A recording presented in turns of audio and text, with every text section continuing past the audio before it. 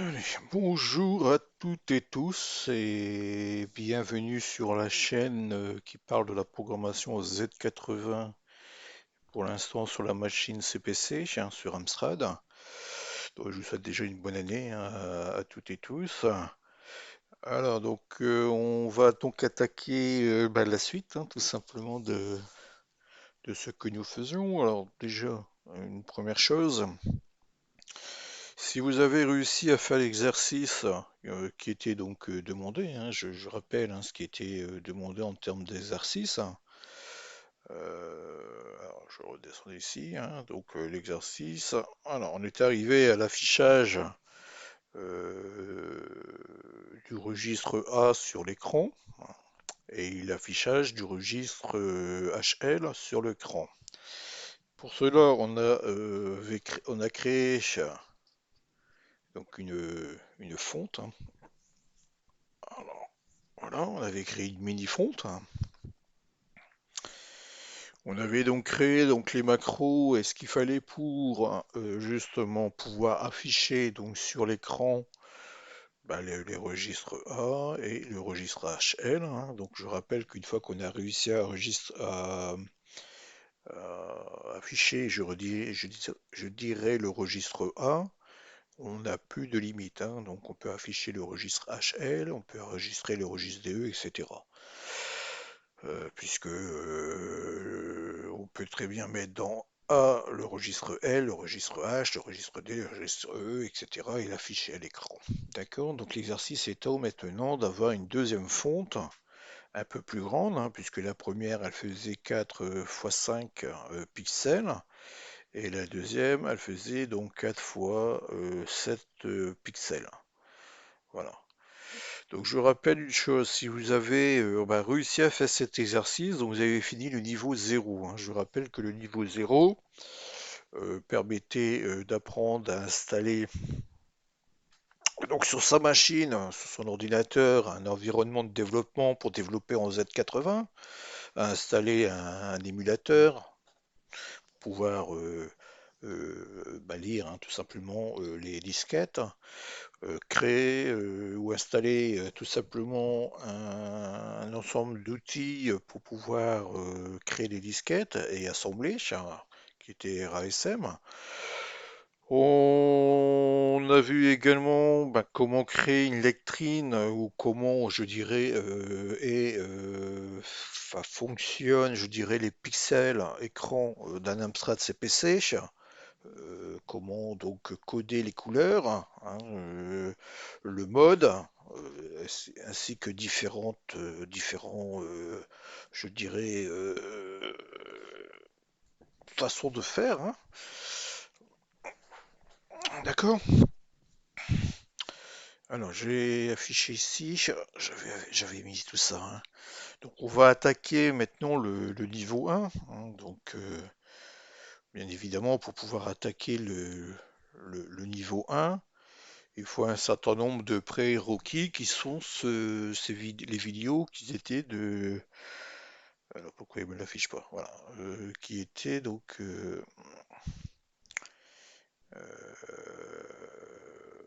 qui étaient du niveau 0. Donc vous savez installer un environnement, vous connaissez maintenant un peu près le fonctionnement de la VRAM. hein, euh, la vidéo donc n'est pas est entrelacée, n'est pas linéaire. D'accord. Vous savez que, en mode 0, définir vos palettes, gérer les couleurs, afficher des pixels sur l'écran, enfin des pixels ou des points écran. Vous savez utiliser un outil graphisme pour pouvoir créer des fontes, des pixels, des tuiles, des sprites. Puisque ce que nous avons affiché à l'écran, une fonte, ce n'est rien d'autre que des sprites ou des tuiles, des choses à afficher à l'écran.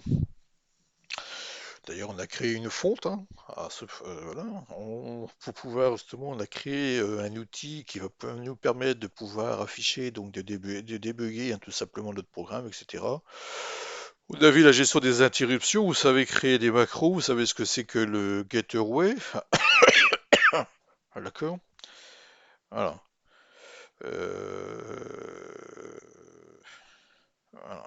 Donc, tout ça, ce sont les prérequis, je dirais, pour accéder au- euh,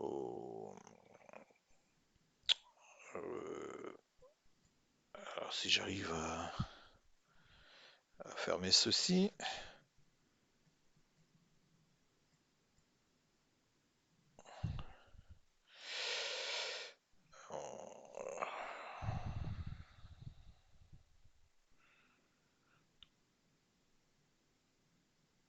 Bon, je vais faire autrement puisque je ne vois rien du tout.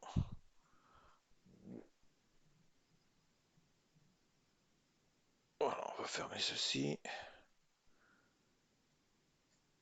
Voilà. Donc tout cela permet maintenant de passer à un niveau suivant, hein, qui sera le niveau 1. Dans ce niveau, donc on va voir des choses un peu plus avancées que ce que nous avons vu actuellement. Donc on va voir pour corriger dans un premier temps cet exercice, hein, qui était demandé. Alors au niveau du code, bon, j'ai changé un petit peu la présentation du code.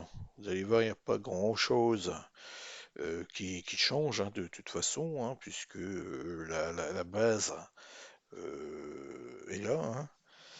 Donc ça, il n'y a pas de changement. Bon, ici, il y a eu un changement. Vous voyez, hein, je mets M pour macro, getaway. Donc on a les macros du getaway, hein.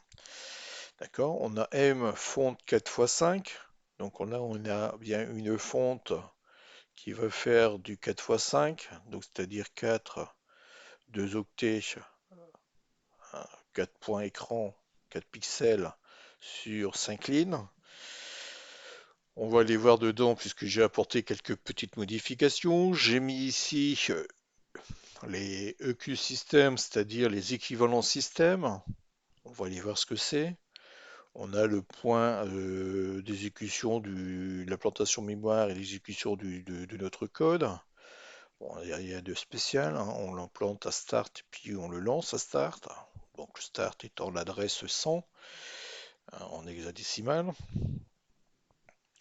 On a vu l'initialisation du système. Bon, là, je voyais, je l'ai revu pour bien le montrer dans le sens,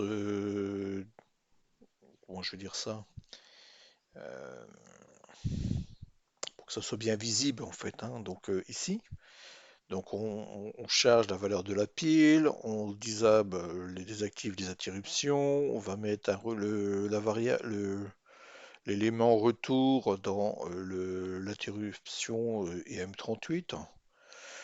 On va configurer le gateway, ben, il n'y a rien de spécial, hein. On charge dans BC le gateway, on va changer le mode vidéo, on va éteindre les ROM supérieur inférieur et on passe en mode 0. Puis on va charger une palette de 6 couleurs, puisque nous avons ici maintenant, euh, hop, nous avons 6 couleurs ici, hein, dans notre lectrine, avec le fond, hein, bien évidemment. On va changer la couleur du background.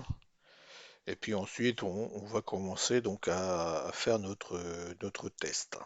D'accord? Donc on va charger dans un premier temps la mini-fonte qui est de 4x5 4x5 pixels, hein, au point écran. On va afficher où? Bah, dans la VRAM, hein, tout simplement. D'accord? Et on veut donc afficher le registre A. D'accord? Et ensuite le registre HL. Donc pour ça, on a créé une macro display hexadécimal A et macro display hexadécimal HL, qui veut dire ce que ça veut dire. D'accord? On va expliquer un peu dans cette vidéo ce qu'est l'alignement sur 256 et on va corriger donc l'exercice, hein, puisque on avait expérimenté, on s'était dit on va donc maintenant utiliser la fonte Ikari Warrior, c'est-à-dire la fonte qui fait du 4x7 pixels pour réafficher nos registres A et HL. Donc l'alignement 256, qu'est-ce que ça veut dire? Ça veut dire tout simplement que on demande tout simplement à RASM ou à l'assembleur de se décaler, de se déplacer dans la mémoire jusqu'à ce qu'il tombe sur un multiple de 256 octets. Admettons, je suis à 301, d'accord? Donc j'ai dépassé 256 octets. Donc il va décaler donc jusque 400 puisque 400, je suis un multiple de 256. Voilà. Donc en bref, comment il faut le comprendre? Il faut comprendre ici que si je fais un align 256, là je suis sur le 3000, j'ai besoin moi que les valeurs ici du poids faible de mon adresse soient égales à 0, soit un multiple de 256. Donc c'est pour ça que là je l'ai forcé sur un org en mettant directement l'implantation mémoire, ce qui génère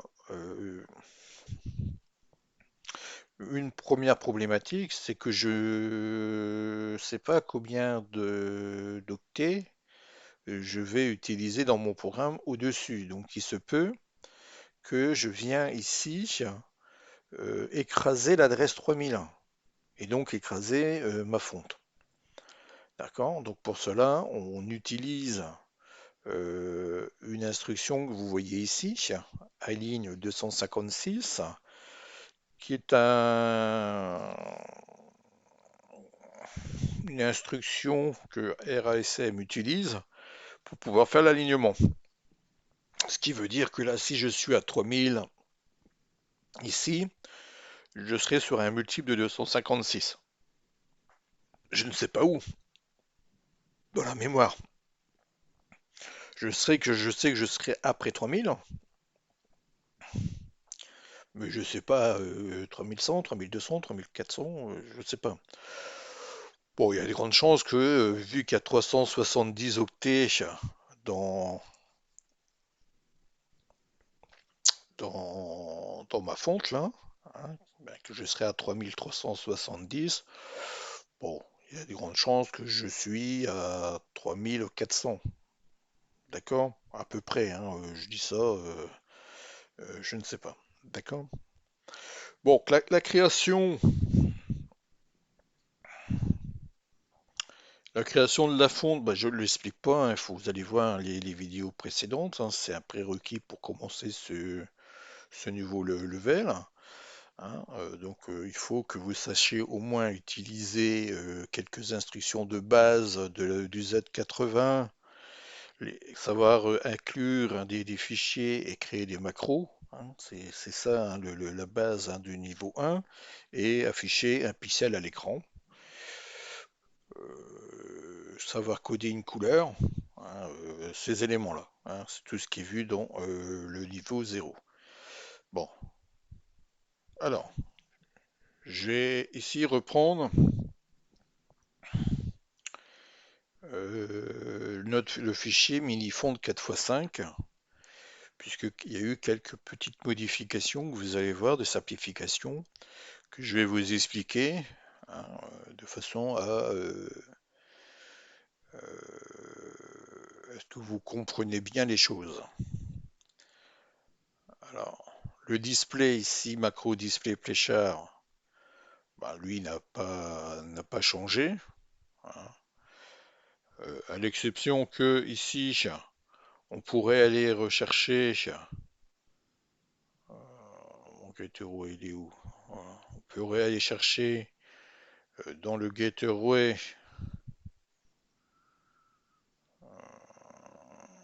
une autre fonction qui permet ici de passer à la ligne, hein, sur le registre D.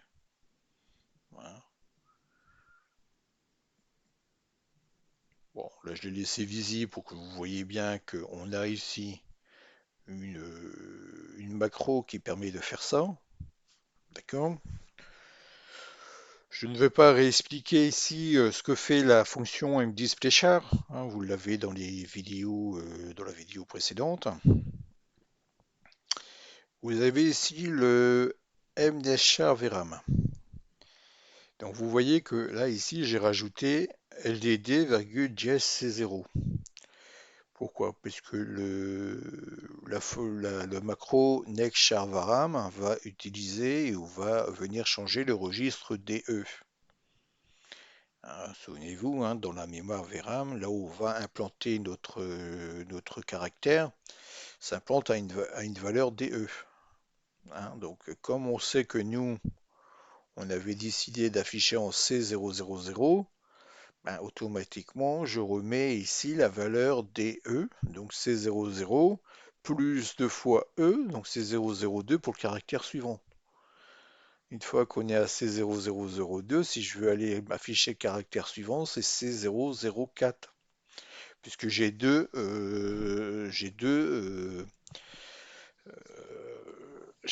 octets pour afficher mes 4 pixels de largeur. D'accord? Bon, là, c'est pareil, hein, je reviens pas dessus. Vous voyez les vidéos du niveau 0, hein, c'est pour comprendre ceci. D'accord? Bon, ça ici, c'est quoi? Alors là, ici, vous voyez, j'ai LD et JSC00. Déjà ça, j'en ai plus besoin ici. Donc je peux l'effacer. Pourquoi? Parce que j'ai fait ici un MDS-ShareVRAM et le MDS-ShareVRAM vient le recalculer DE. D'accord? Donc ça ici, c'était pour pouvoir calculer. Hein, vous voyez que ici, j'avais une constante à 37, c'est-à-dire que je pouvais afficher jusqu'à 37 caractères. Et donc là, ici, lui, il calcule justement le fait que j'ai encore la possibilité d'afficher des caractères à côté du dernier caractère affiché, hein, ce qui permettait d'afficher l'ensemble de tous les caractères avant de sauter tout simplement à la fin du programme. Bon, ça c'était au début, c'était pour voir si on arrivait à afficher l'ensemble de nos caractères. Alors, on a le set nibbles ig. Donc, j'avais expliqué hein, quelle est la différence entre c'est quoi un nibbles, hein, donc c'est un quartet, c'est-à-dire qu'un octet, par exemple ici, hein, F0 c'est un octet. On a donc le quartet haut et le quartet bas. Le quartet haut ici c'est le F, le quartet bas c'est le O. Donc, on a vu qu'on devait isoler le quartier haut ici, hein, d'accord, qui était dans le registre A, la valeur qui est dans le registre A. Pour cela, on utilise un masque qui est le masque F0. Hein. Ce qu'il faut comprendre, c'est que le nibbles haut, on va le garder, et le nibbles bas, on va le mettre avec des zéros. On va tout mettre à zéro, hein, au niveau des bits. Hein. Donc là, F0, ben, c'est comme si qu'on avait 4 fois 4 bits à 1 sur le côté gauche et côté ouais, gauche et 4 bits à 0 sur le côté droit. Et on fait la fonction AND. La fonction AND, c'est un et, donc le et logique. Il faut comprendre que quand vous avez 1, 0, 0, 0, 1, 0, 0, 0, 0 et 1, 1, 1. C'est-à-dire, c'est pour ça qu'on conserve uniquement les valeurs du poids fort du registre A. Et on fait ici une rotation à droite pour décaler tout simplement la valeur de notre registre A pour qu'il soit calculé dans le poids faible, c'est-à-dire dans le quartier bas. Pourquoi on fait ça?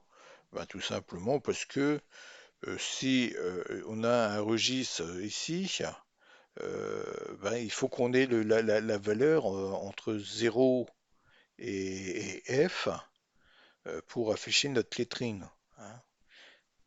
Bon, ça a été expliqué dans les vidéos précédentes, je ne vais pas le réexpliquer non plus. Hein. Voilà, donc ici vous voyez que ça s'est simplifié puisque maintenant pour pouvoir avoir justement le affichage du nibble bas, ben, on n'a qu'un un AND 0F à faire. Vous voyez, il n'y a plus du tout de calcul ou autre.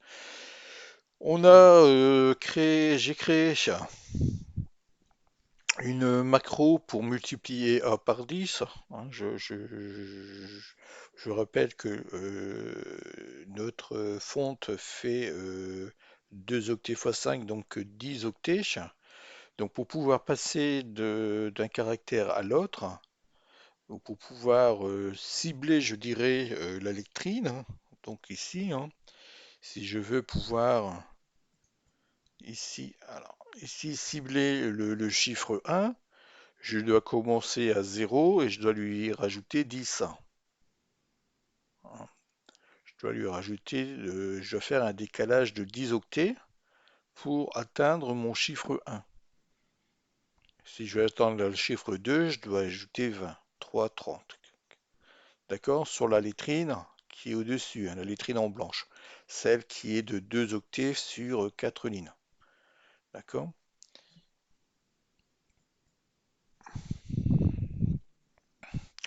Du coup, l'affichage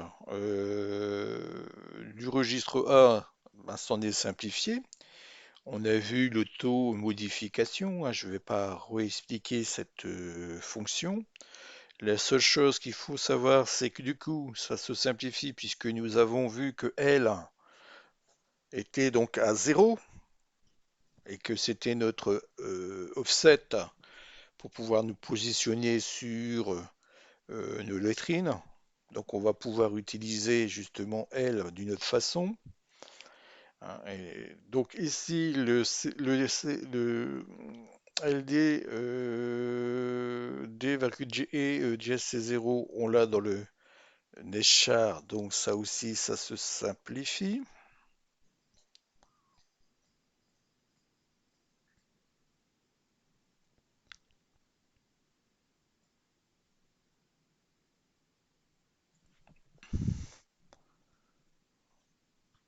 Hop. Et ici, dans le display char, pour afficher notre caractère, bah, on va multiplier bah, A par 10 et on va le mettre dans L. Hein, donc du coup, on aura C0. Là, le display char, on aura D à C0. H, on n'y touche pas, on aura le L. Donc du coup, on va utiliser le L, parce que vous voyez que ici, pour faire la multiplication, bah, j'utilise maintenant le registre L. Hein, donc je ne vais pas réexpliquer ici hein, la multiplication, hein. On fait des additions, on multiplie par 2, hein. Là, je mets A dans L, donc A vaut 2 fois L. D'accord? J'additionne 4 fois, j'additionne 8 fois et je viens rajouter L. L égale 2, donc 8 et 2, 4, 8 et 2, 10. Donc j'ai fait une multiplication par 10. Donc, d'accord? Là, ici, il y a la petite utilité. Bon, là, ça serait même plus intéressant d'utiliser CP, hein. Je suppose, je vous informe hein, que compare le CP, le OR, c'est pareil, hein. Le compare, il ne vient pas modifier le registre A. Le OR ne modifie pas le registre A. Bon, je préfère mettre le OR pour faire une comparaison à zéro. D'autres diront non, dans ce cas-là, il fallait mettre un CP, c'est plus parlant. On sait qu'on fait une comparaison. Bon, c'est pas grave. Bon, si là ici on va mettre donc ici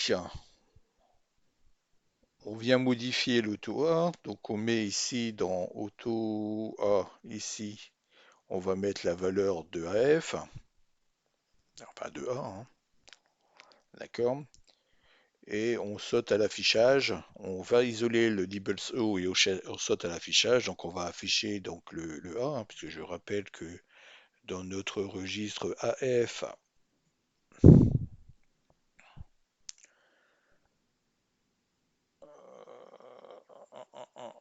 voilà, on a mis AF, donc on va afficher A, puis ensuite on va afficher le F.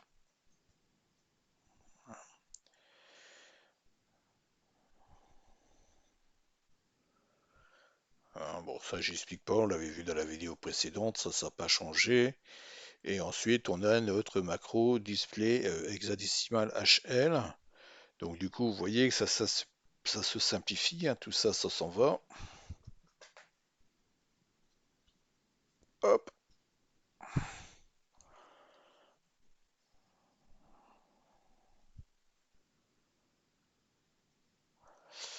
Alors, et puis on fait le MDisplay hexadécimal A. Et on avait vu ici qu'on comparait, hein, tout simplement à eux pour qu'on affiche si pour que eux soient décalés de 6, pour dire qu'on a affiché nos 4 lectrines, hein, 0, 2, 4, 6. Voilà. Bon, ça c'était la programmation que nous avons fait pour afficher la lectrine 4x5 octopixels, hein, donc j'ai juste, vous voyez, remanié, hein, tout simplement les différentes instructions et recréer une petite macro pour simplifier les choses. Ça, vous êtes capable de le faire, hein.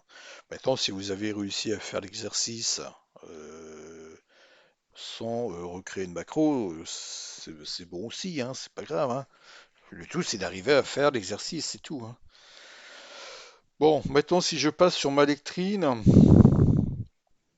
2x7. Hein, donc si je passe sur ma lectrine 2x7 ou 2x7 ou 4x7, hein, plutôt, hein, c'est 4 pixels de large et 7 de haut. Alors, donc là ici, première chose qu'on va modifier, c'est notre largeur ici, hein, puisque on va devoir afficher 4 octets, enfin 2 octets sur cette ligne. Donc on doit modifier dans l'affichage du caractère le nombre de lignes.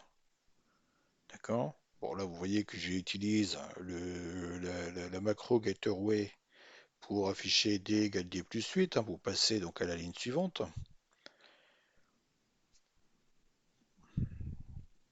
La NSShare, bon, on l'a vu juste avant, hein, sur la version 4x5. Là, ici, il n'y a pas de changement. Là, ici, vous voyez, il n'y a aucun changement.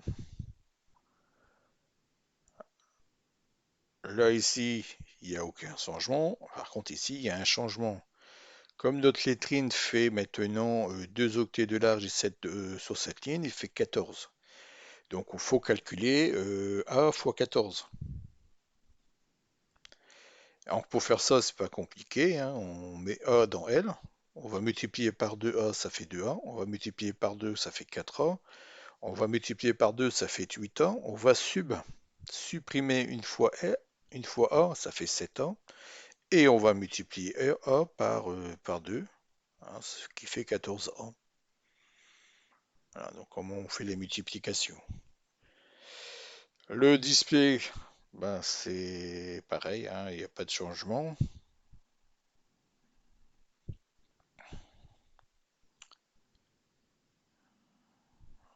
Le display, il n'y a pas de changement, à part ici, hein, bien évidemment, hein.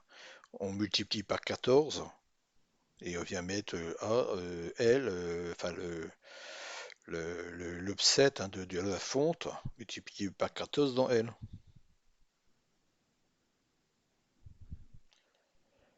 Et le display en hexadécimal, hein, vous voyez,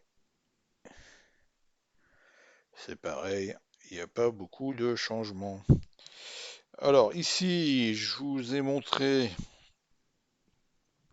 si j'arrive à y aller, voilà, que j'ai ici mis un que 6 INC. Eh ben je l'ai ici, vous voyez, c'est quoi?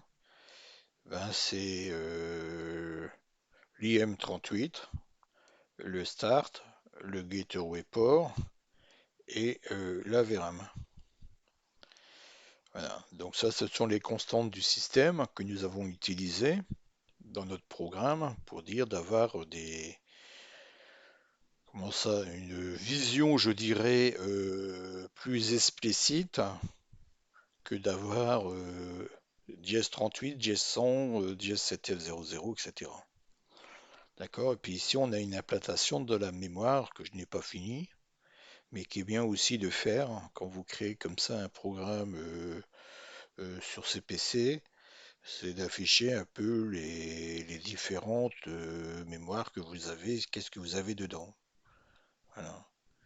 Donc on voit que la pile, on l'a de 0050 à 00FF, ce qu'on a déclaré, hein, la pile à 100. D'accord. Le main commence à 100.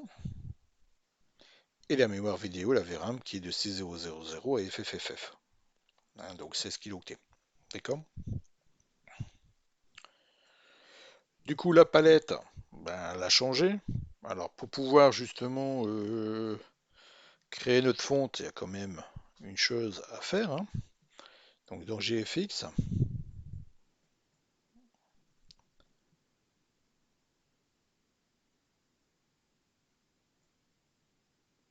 je vais vous le montrer ici.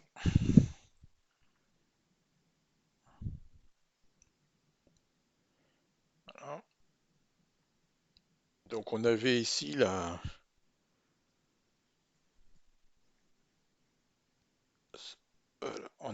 la mini fonte, hein, donc qui faisait, il y avait 37 caractères de 4 fois 5. Hein. D'accord? Et on commençait donc sur une offset de 1 0, sur notre image. Hein, c'est-à-dire que ici, l'offset, alors l'offset, vous voyez là, ici, où il est marqué 2,1, eh bien, ça va représenter l'offset hein, sur mon écran. C'est-à-dire que moi, ici, vous voyez, alors, attends, je vais plutôt prendre ma flèche. Voilà. Ouais, je préfère la flèche comme ça, voilà. Donc, je commence sur, ouais,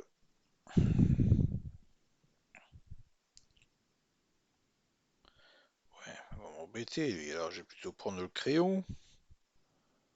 Voilà. Vous voyez, on commençait ici. Hein. Donc, si j'agrandis, premier pixel de ma mini font, elle commence ici, donc en 1, 0. Donc, elle commence sur ce pixel ici, qui se situe en 1, 0. Donc, du coup, j'ai bien mis ici bah, du 1, 0 hein, pour extraire ma mini fonte. Bon, ça, c'est le fichier de base qu'on avait vu, hein, le tout premier. Hein. Et ben pour pouvoir extraire ma IK fonte, c'est la même chose, à part que ici je commence à 1,6 au niveau de l'offset et que j'ai du 4 fois 0,7 pixels. Donc si je me mets ici sur le pixel qui est ici, vous voyez que je suis à 1,6. 1,6. Je vais extraire également 37 caractères que je vais mettre dans IK fonte. D'accord? Et comme j'ai besoin, moi, de connaître les couleurs, donc une fois que je lance, je dirais, l'outil de conversion, hein, ben, j'ai ici mes couleurs 58, 4B, 4.3, 4A, 4E et 4C que je viens mettre ici, hein, tout simplement, hein, 58, 4B, 433, 4A, 4E, 4C pour constituer ma palette. Du coup, ma palette fait 6 octets. 1, 2, 3, 4, 5, 6. D'accord? Que je viens insérer ici. D'accord? Et donc, du coup, comme ma palette fait 6 octets, ben, je viens modifier ici le nombre de couleurs de ma palette. Là, je laisse un. Ça, c'est. Je devrais pas le laisser comme ça. Je devrais créer dans les équivalences système euh, une variable ou un nom indiquant par exemple NB, NB Color hein, ou NB Encre. Hein. Bon, ça sera des améliorations qu'on fera plus tard pour qu'on sache qu'on charge le nombre de couleurs d'encre dans le registre A et qu'on charge ensuite cette palette. Hein. Bon.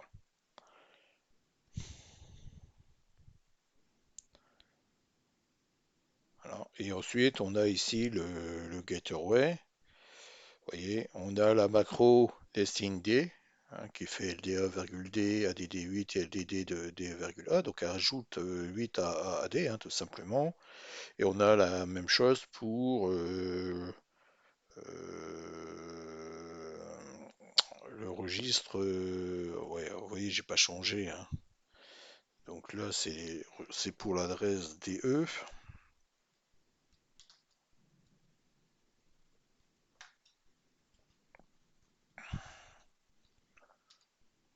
Si j'arrive à trouver mon D. Voilà.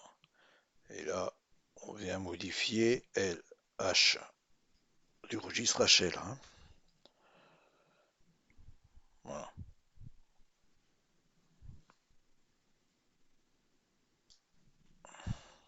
Ah, qu'est-ce qu'il fait? Hop, hop. Voilà. Donc on a fait le tour de tout ce qu'on a vu sur le niveau 0,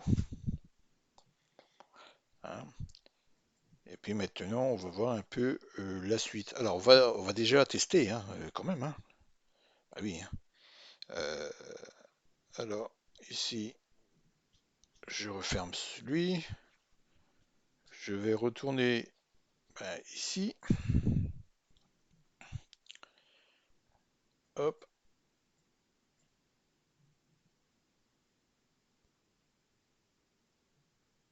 Alors ça, je vais le replier par là. Alors là, ici, on va commencer ici par afficher la mini-fonte. Bon, ça, c'était ce qu'on avait déjà fait, mais voir si on n'a rien cassé, hein. Donc M fonte 4x5 INC. Bon, ça, on ne change pas. Donc on va afficher d'abord le registre A. Donc je vais mettre un commentaire ici. Ah, bah si j'arrive, on peut y arriver. Voilà. Je mets ça comme ça. Je sauvegarde tout.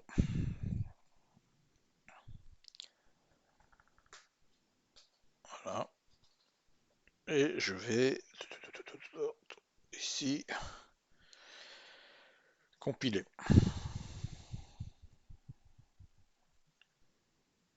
Alors je vous invite également à récupérer la nouvelle version d'il y a 2 semaines, à date d'aujourd'hui de RASM.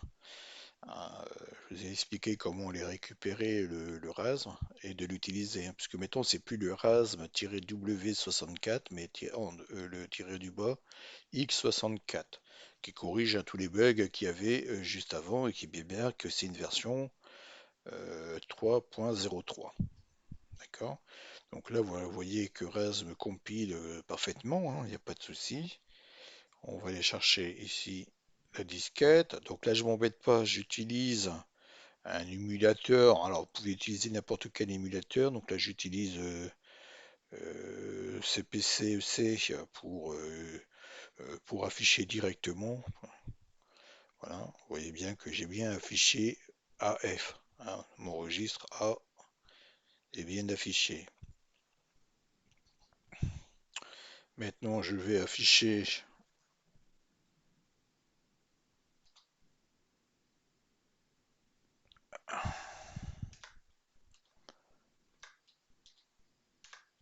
Allez. Ah, bah décidément. Voilà. HL.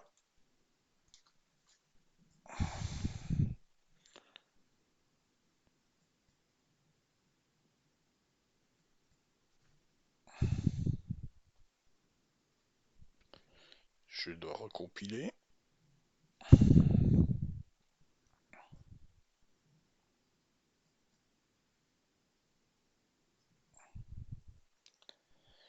Donc là, il compile. Vous voyez, pas d'erreur, hein, il compile, il crée la disquette.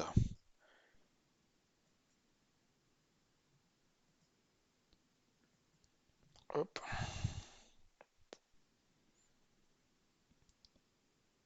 Et on a bien affiché 3000. Ce qui est logique, hein. puisque on avait implanté euh, notre mini-fonte à l'adresse à l'adresse 3000. Hein. La mini-fonte ici, la mini-fonte, vous voyez, on l'a implantée à l'adresse 3000. Donc comme HL ici, on a chargé la mini-fonte de HL, l'adresse de départ de notre mini de fonte et DE la VRAM, hein, grâce à ici la macro inifonte. On met l'adresse de la fonte dans HL et l'adresse de la VRAM dans DE. Bon, ceci pourra changer, hein, à un moment donné, on va voir si on peut changer, enfin améliorer les choses au fur et à mesure. D'accord? Voilà, donc vous avez vu que ça fonctionne parfaitement sur la mini-fonte. Donc maintenant, il va falloir changer pour l'autre fonte. Donc pour l'autre fonte, du coup, on doit faire du 4-7. Hein, c'est macro 4-7. 4 x 7. D'accord.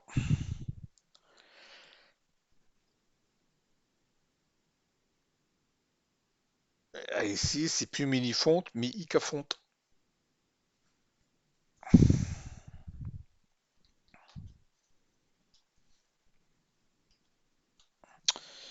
Alors, vous avez vu que RASM, j'ai utilisé l'alignement 256 au niveau de l'application pour le Ica-fonte, là. Du coup, on ne sait pas où il est implanté. On ne sait pas quelle implantation mémoire il y est. Je ne sais pas s'il est à 300, 3400, 3200 ou 3100. Je ne sais pas. Donc là, ça sera l'occasion de pouvoir justement le voir. Hein.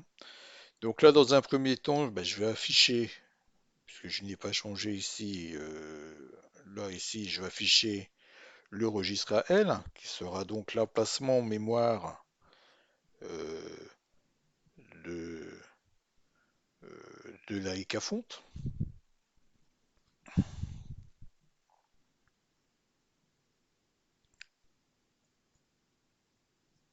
Alors, on va compiler.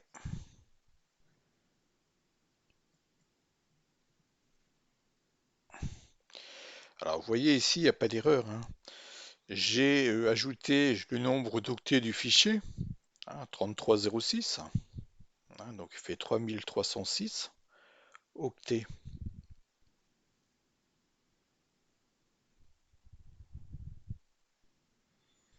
Ça paraît bizarre parce qu'on n'a pas 3306 octets là-dedans. Par contre, le problème, c'est euh, le fait d'utiliser justement le ORG 3000. C'est-à-dire qu'on ne permet pas au programme de s'implanter lui-même. C'est-à-dire qu'on l'assembleur ne choisit pas la plage mémoire. C'est nous qu'on l'a fixé. Hein. D'accord? Bon, bon, et on va y revenir là-dessus. Hein. Donc du coup, j'ai compilé, je vais lancer et je vais voir, moi, à quelle adresse mémoire il m'a implanté.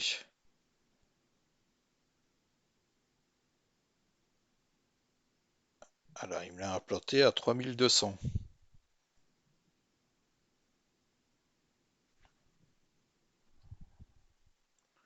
3200.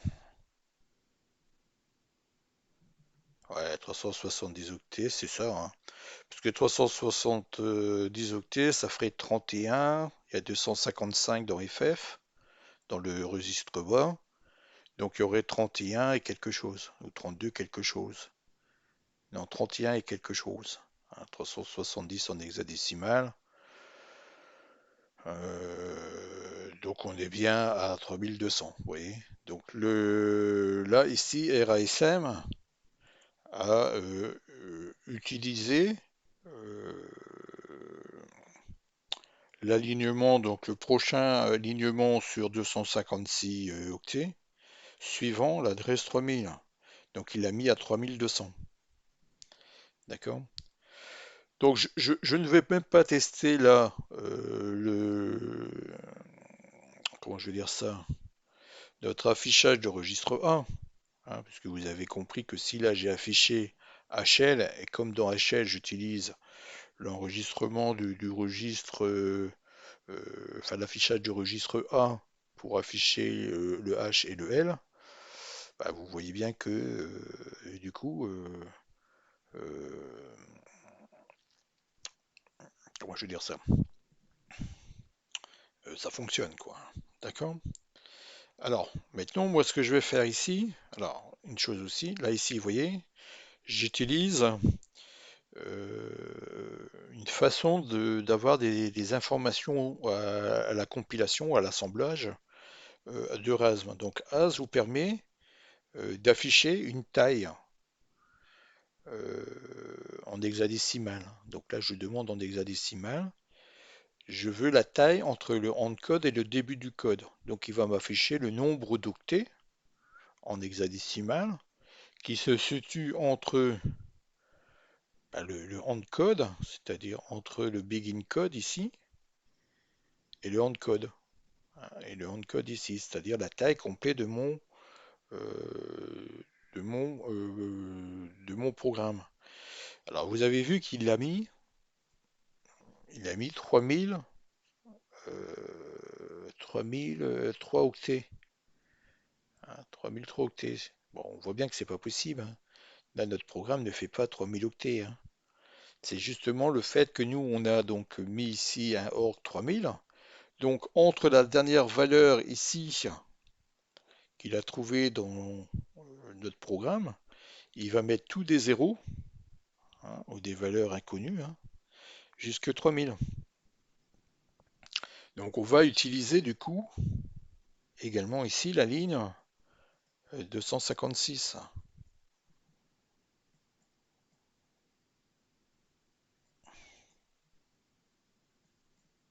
D'accord? On va revenir afficher notre mini-fonte, même si on pourrait rester hein, sur notre programme actuel, hein, ce qui n'est pas gênant, mais on va quand même le faire, hein,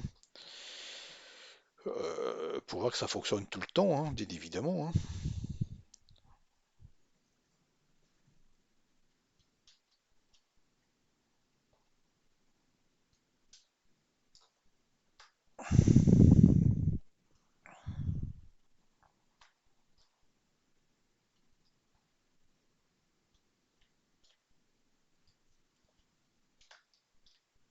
Voilà, mini-fonte. Puis vous voyez que là, si on devrait déboguer quelque chose, hein, on serait embêté, hein. Admettons qu'on se dit, ah bah tiens, j'aimerais savoir, j'aimerais aller voir qu'est-ce qu'il y a donc dans la mémoire à l'adresse de la mini-fonte. Ben, on l'a plus. On n'a plus là. Alors, je vais sauvegarder ça, hein, les modifications. On n'a plus, hein, c'est-à-dire qu'on ne le sait plus. Donc en mettant maintenant, comme on sait qu'on charge la mini-fonte dans HL ici, en affichant HL, eh ben, on va pouvoir savoir bah, à quel emplacement mémoire, dans la mémoire de la disquette, enfin de notre CPC, hein, où est la fonte. Et aller voir s'il y a des bugs ou la récupérer, hein. D'accord? Alors on va recompiler du coup ça et on va voir combien. Alors c'est pas ça. À combien il nous l'a mis. Et du coup la disquette, enfin le nombre d'octets du programme. Donc si je recompile ici,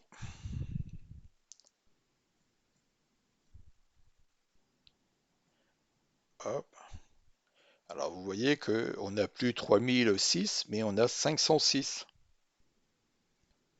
Alors, vous voyez que là on a diminué le nombre d'octets de notre fichier, ce qui est logique, hein, puisqu'à un moment donné on allait à 3000. Donc lui il cale le tout à 3000, hein. Bon, et si maintenant je lance ma disquette,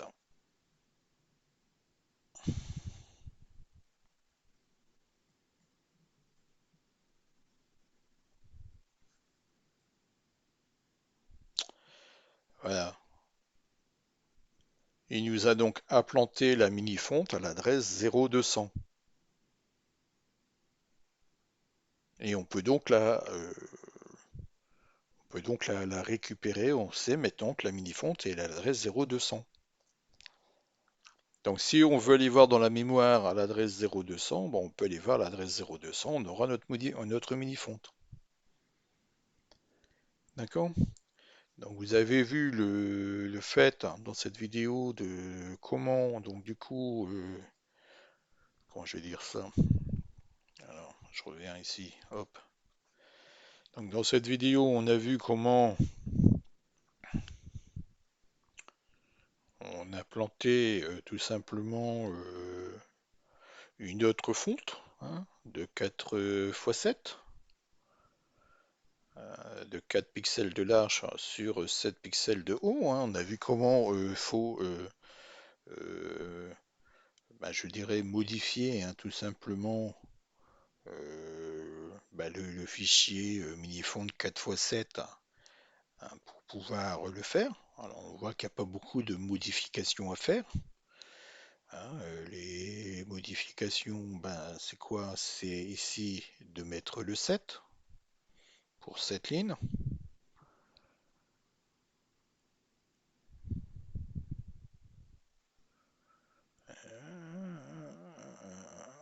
Et ici, calculer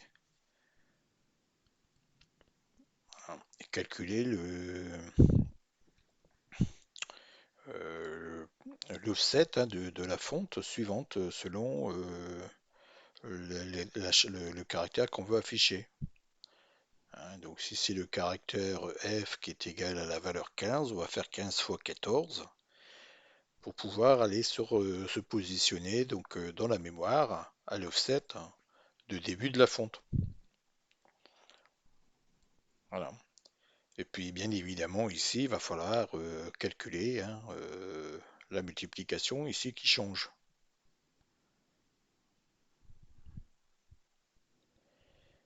Voilà, et c'est tout. Donc on a vu quoi? On a vu que pour afficher une fonte,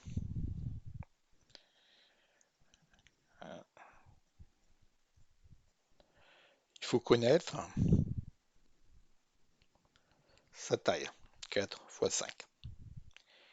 Une fois qu'on connaît sa taille, si mettons on aurait une fonte de 4 fois 8,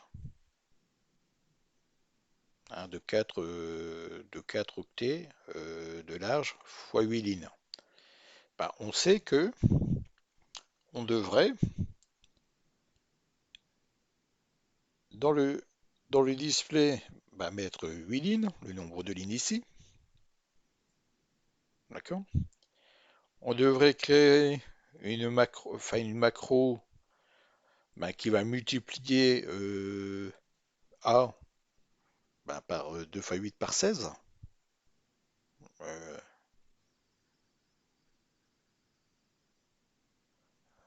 c'est ça, je ne me trompe pas, hein. 8 lignes, donc 2 fois 8, 16. Oui, c'est ça, par 16. D'accord? Et qu'on devrait ici modifier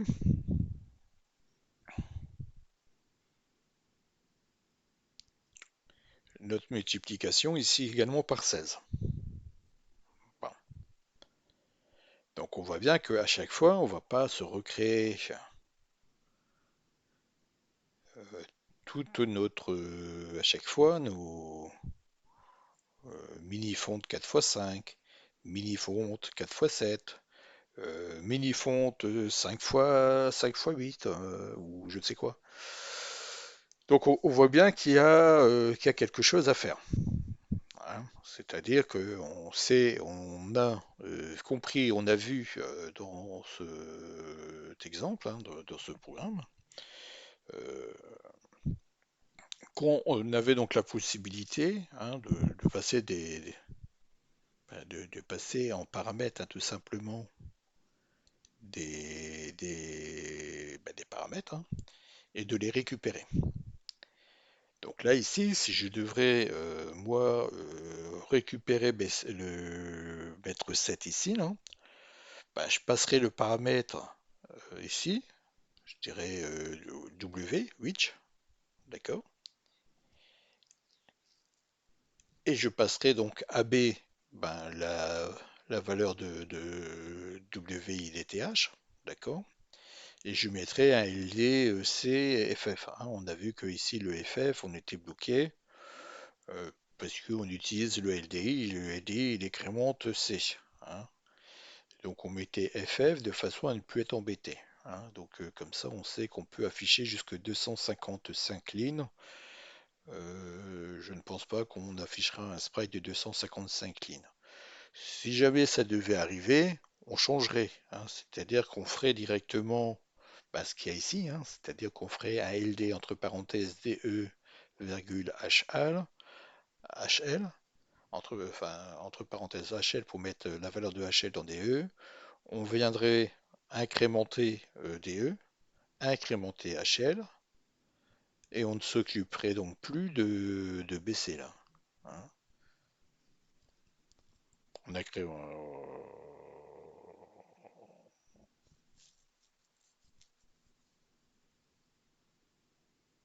alors on s'occuperait plus de baisser. On ferait ça deux fois, et puis comme ça, donc on n'est plus embêté avec le C. Mais ça, c'est beaucoup plus rapide. Donc pour l'instant, on le garde, hein.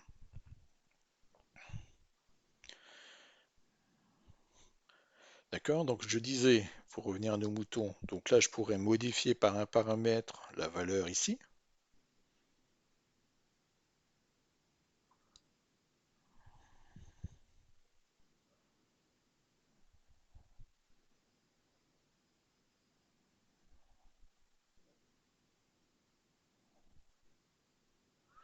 Ça ne change pas. Alors, il faudrait bien évidemment une table de multiplication, mais une multiplication qui me permette de multiplier un nombre par un autre, un registre par un autre registre, hein. Donc, admettons que je passerai ici, je mettrai multiplie 1, je passerai deux paramètres, hein, ou le multiplie tout, ou un paramètre, le multiplicateur, pour pouvoir multiplier. D'accord? Mettons, je mettrai multiplie A avec un paramètre, mettons 14, pour faire A fois 14. Ou, ou 10, hein, pour faire A fois 10, hein. Mais il n'y aurait une seule macro qui va faire cette opération. Parce qu'on va voir ça dans les vidéos précédentes.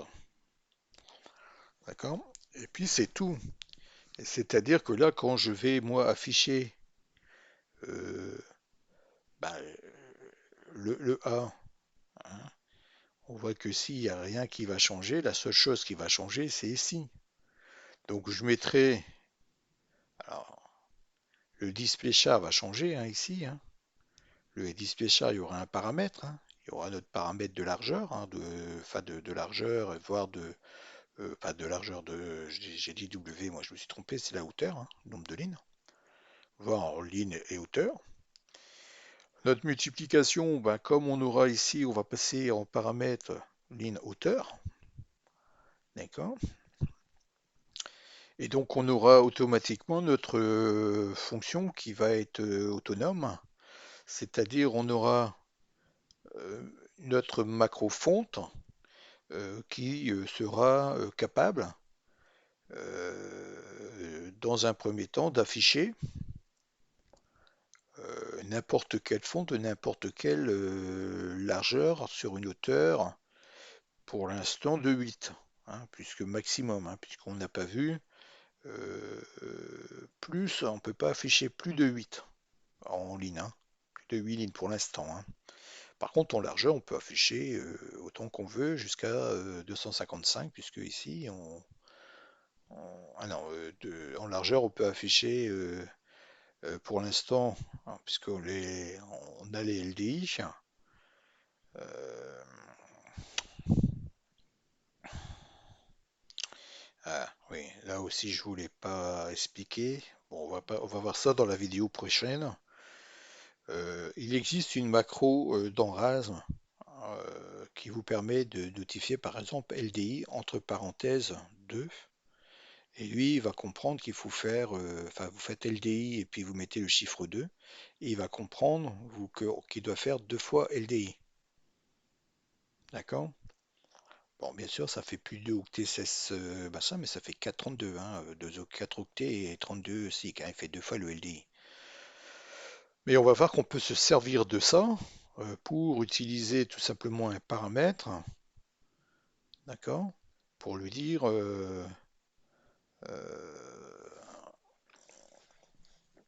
d'afficher hein, tout simplement X fois LDI.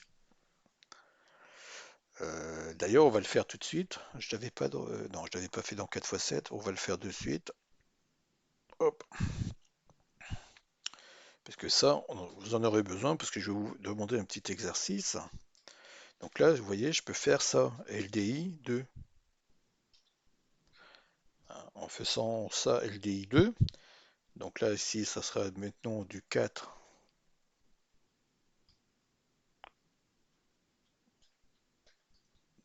fois 32. Hein.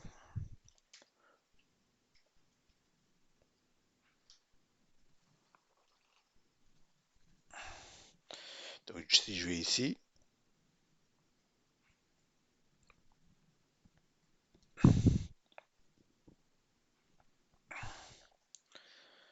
hop,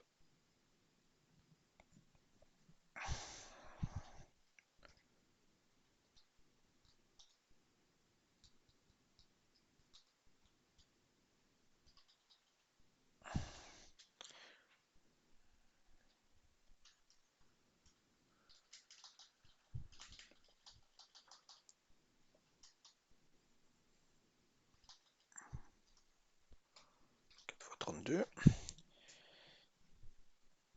Alors, j'enregistre tout. Hop, je vais recompiler et retester. Ah oui, oui, souvent hein, je fais ça, hein, je fais une modification, je teste pour voir si j'ai rien cassé. Bon, ça hop, on compile. Allez, ça compile, ça n'a rien changé.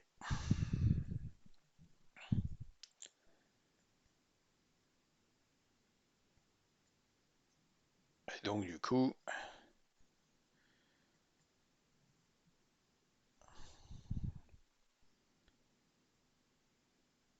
ça fonctionne toujours. Par contre, on n'a plus qu'une seule ligne d'instruction ici, qui est LDI2, qui veut dire tu me fais deux fois LDI. Si je veux le faire trois fois, je mets 3. Si je veux faire quatre fois, je fais 4, etc. Bon, exercice. L'exercice suivant,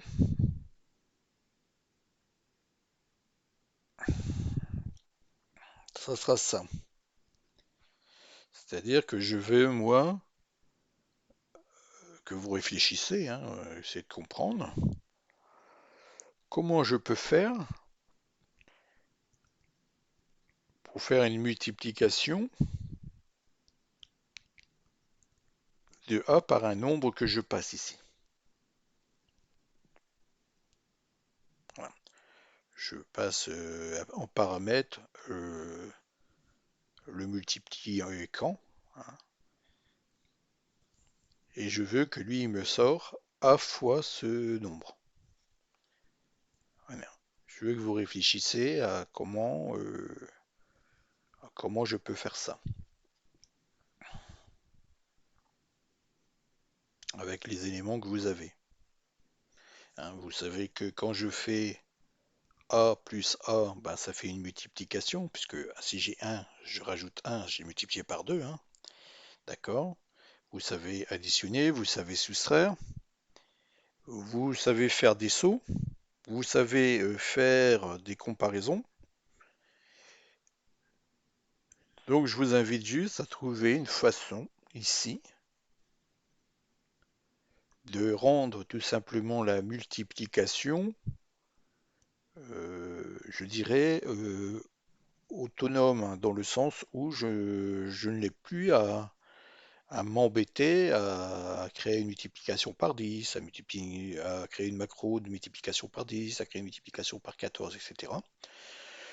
Je veux juste avoir multiplie A par un nombre qui sera ici en paramètre. On lui passera dans la macro. Là, la macro, elle ne prend pas de paramètres, hein. Vous voyez ici, la macro, elle est en void. Donc moi, je vais lui passer un paramètre qui sera mon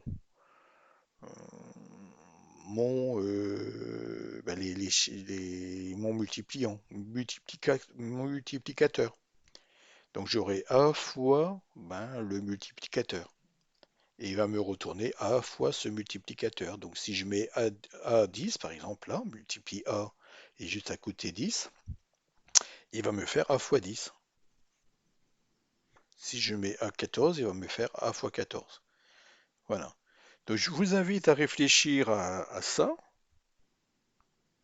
et puis ça sera donc la correction de l'exercice suivant. Une fois qu'on aura commencé enfin qu'on aura vu ça, hein, donc on va commencer à voir la notion de fonction, hein, enfin la pile, on va revoir la pile. Il y a des choses à dire sur la pile, hein, puisqu'on l'a juste implantée, mais on l'utilise pas. Les fonctions, hein, on va corriger. Donc l'exercice suivant, c'est qu'on doit faire, c'est macro, la macro multiple. Comment je l'ai noté, moi déjà, je sais plus.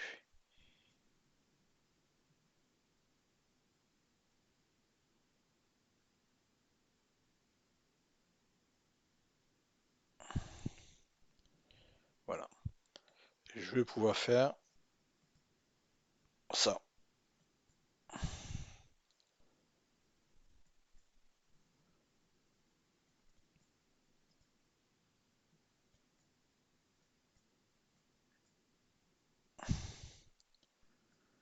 Voilà. Je vais pouvoir faire ça. Multiplie A 10. Et lui, il va me faire A fois 10. Il va dire que A, au retour, il va me faire donc, il va me faire ça. Au retour, quand je vais mettre multiplie A 10, il va me faire A égale A fois 10. Donc il va mettre A fois 10 dans A.